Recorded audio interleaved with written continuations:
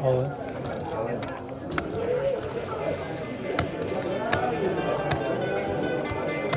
I hope you have Jack 10. I don't. Oh my god. That's the worst possible hand that you could have. I'ma give it all I got, all I got. Like 23, I stay on top, stay on top. I do it like it's my last shot, my last shot. We grinding every day, ain't no other way. Welcome back to my poker vlog, the finale of the Embrace the Grind road trip. I don't want to leave you guys hanging on that opening sequence, so I'm going to get right into it. We are at a meetup game at the Texas Card House, nearing the end of the road trip. And after losing a few hundred to this fine gentleman right here, we have about 1,800 in front of our 2,000 initial buy-in when I get involved in a crazy double board bomb pot. I'm sure many of you know what a bomb pot is, but just in case, it's a hand where everyone puts in a predetermined amount pre-flop. In this case, it was $25. So there's $225 in the middle before anyone even looks at their cards. We are dealt pocket kings and there are two boards. We're facing a lead of $35 and one caller. This is way too small of a bet for us to start to understand anything about our opponent's ranges. So I decide to raise it up here. After carefully studying the board, I quickly discerned that on these two particular flops, there is no possible way that pocket kings can be losing on both boards. Take a look. There is no two card combination that our opponent can hold that kings would be behind on both boards. So after the small blind overcalls my $125 raise, the original player now makes it $500. And after the player in between folds, I'm in an interesting spot. Knowing that I can't be beat on both boards if I'm up against a single player, I decide that the best course of action is to price out the small blind. Worst case scenario in my mind is that the small blind is playing a different board than the guy in the middle, so I want him out of the pot. All in.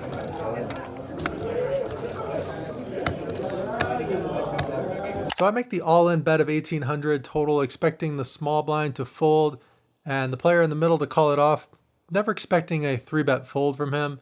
And it plays out exactly how I thought it would. Before I reveal what the player in between has, I'll give you guys a few seconds to type in what you think he has. You already have the clue of that's the worst possible hand that you could have.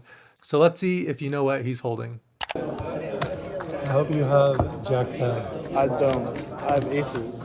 Oh my god, that's the worst possible hand that you could have. Alright guys, I purposely didn't mention aces because I knew if I mentioned that hand, it would sway your thought process, and even in game, I almost discredited aces. After all, just based on pure math, the odds of getting dealt kings versus aces is less than 1/2 of 1%. It's a number that all poker players know, 1 in 221, and it's the number that I had at the top of my mind when I was debating on jamming.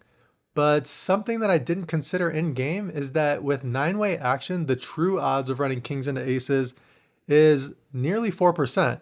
And that's only if our opponent is thinking on the same level as me, knowing that he can't be beat on both boards and playing his hand aggressively and moving it all in. And it's clear in this case that our opponent knew exactly what he was doing. All right, no more complicated math. The simple fact remains that we are now down 2,000. What's up guys, at the Texas Card House. Found a quiet spot to give you guys a mid-session update a la Jamin Burton. We've been playing for 3 hours. I'm gonna play another 3 hours, and I had a crazy bomb pot hand, and I actually don't remember what I said, but I was shocked to see the other guy's hand.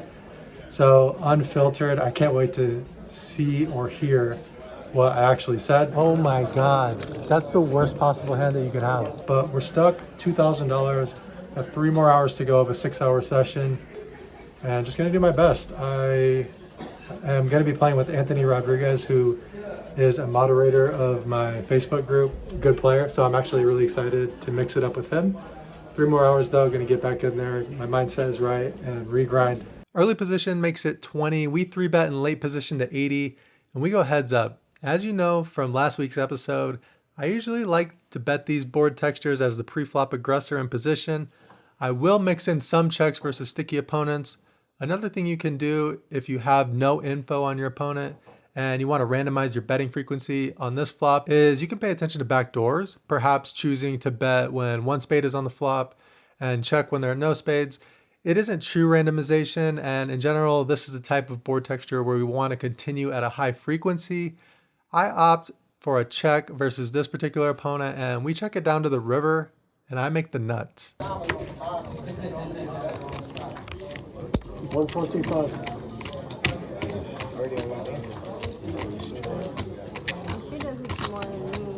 You said it out loud. Straight. He goes, ace jack, and he calls. This next hand is a classic case of FPS, otherwise known as fancy play syndrome. After raising it up with queens and going three ways versus both the blinds, we flop a hand where I prefer to bet, but like I said, I decided to get fancy and check back here, planning to go for 2 streets of value on the turn and river. And when the turn comes a great card, the deuce of clubs, completing the rainbow board, and the small blind leads for a weak sizing. After the big blind calls, I want to put some money in now, knowing that I have the best hand all day here. Perhaps one of them is holding a 10 and I can extract some value. You just let him do that to us. There's no pair. King, queen. No, I'm going to see you later. Show it. King, queen. Good. We'll see you later. Show it. There's no good. The queen. After winning a couple bomb pots, the details of which are sketchy, all I know is that when I have a piece of both boards, I don't like folding. And that served me very well in this session, making some light call downs, one of which was a spot where I caught my guy Anthony Rodriguez bluffing, scooping a couple $1,000s in the process. Double board bomb pot strategy is very interesting and I have a lot of theories on it. Too much to talk about in a YouTube vlog, but a lot of it is speculation as I don't have very much volume with these double board bomb pots. I'm actually up a few $100s now and the night is winding down when I play my last hand, last orbit pocket kings. After opening in early for 25 and getting 2 callers, I continue on 10-7-5 with 2 diamonds. I could probably size up a bit on this board since it's rather dynamic, but I settle on 40. The player on my left calls, and on the 9 of hearts turn, I opt for a check.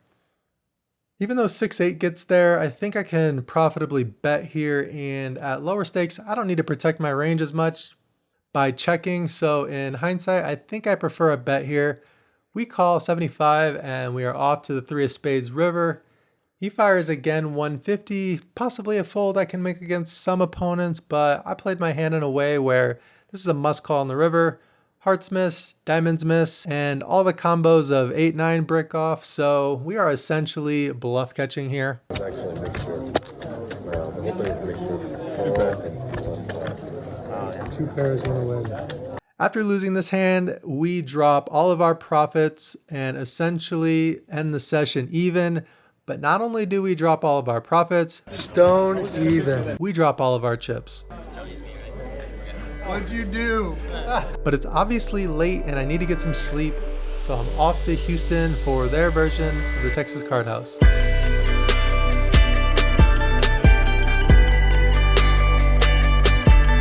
They didn't wanna see me when they met, I made it off the block. The whole city know I'm hot. I'm in this shit, they can stop.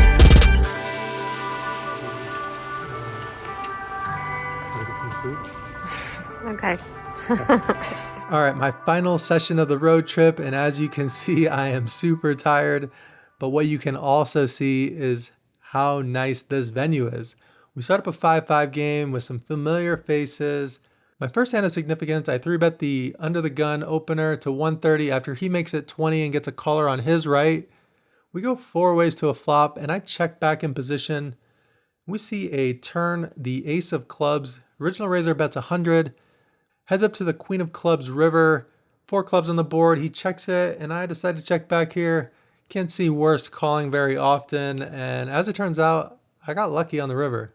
I end up mixing it up with one of my buddies here after raising it up pre and c-betting the flop. I now check call the turn. And they've got this Check. queen high pie gal.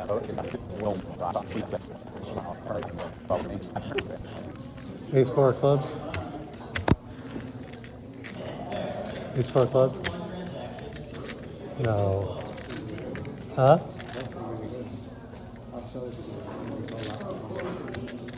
Now I want to call. He's making the vlog for sure. Yeah. I have a hero calling type hand.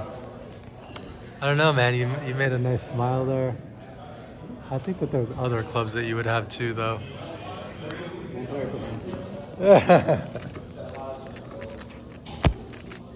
All right. Yeah. Oh, wow. Wow. Ace 4 on clubs. I called it. Fucking called that. You even said it too. Like Daniel Negreanu is. Okay, nice hand. I'll see you for some revenge when I come back to Houston next week. After about 3 hours of action, Wes's game is intriguing our table, and it basically ends up being a feeder for his game. The other tables of 1-3 were requesting to play with me, so I decided to hit the 1-3 tables first. After all, this is the crew that came out to play with me. So I take my 1600 in chips over to the 1-3 table, ending around even on my 5-5 session. Nobody bats an eye when I sit down with all these chips. Stacks like this at 1-3 seem to be normal all over the state of Texas. And by the way, nice hoodie, Jonathan. The heat immediately comes after I bust a short stack all in pre-flop with my ace king. I have no idea what he had. Then picking up eights, calling a 3-bet after I opened. Lucky for us, the turn went check, check, so I could see my rivered set for free. I'm not even sure what the board was because the note I had on my phone was lost. All I know is that he had aces and we got paid. I went on a rampage busting people, busting this guy with a flush. I was running like fire and people took notice, especially this guy. Thanks, man. You know what? You're my hero, bro. Yeah? You like watching the videos? I have the best video, man. You're my hero. Thanks, man. Here we 3-bet ace king and end up getting it in 3 ways versus a short stack and pocket tens. And 8 hours deep into my last session of the road trip, socializing every hand, having a good time, drinking beers. I actually just stopped taking notes. But this is what my stack looked like at the end of the night, walking out feeling drained, tired, and accomplished all in one. This is how the numbers of the road trip ended up. Mostly 5-5 with some 10-25 and some 1-3 mixed in. All right, baby, you ready to do this? Yes. Let's go home. Back to the West Coast. Come on, buddy boy. Back to the West Coast. Let's go. The 2-month road trip may be over, but I have plenty coming up. Thanks so much for sweating me on this grind. I'm making some big moves this year, so make sure you hit the subscribe button. It really helps out the channel. I plan on bringing my audience even more value than I ever have before. And check out the pinned comment for our upcoming meetup game info. That way, I can see you in a poker room near you. I'ma give it all I got, all I got. Like 23, I stay on top, stay on top. I do it like it's my last shot, my last shot. We grinding every day, ain't no other way.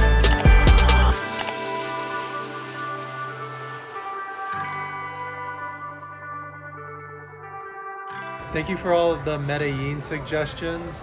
If you guys have any suggestions for Panama, we're going there tomorrow. I'm going to play in a big tournament in Panama. If you have any suggestions for Panama, let me know as well. I appreciate all suggestions and thank you guys for following.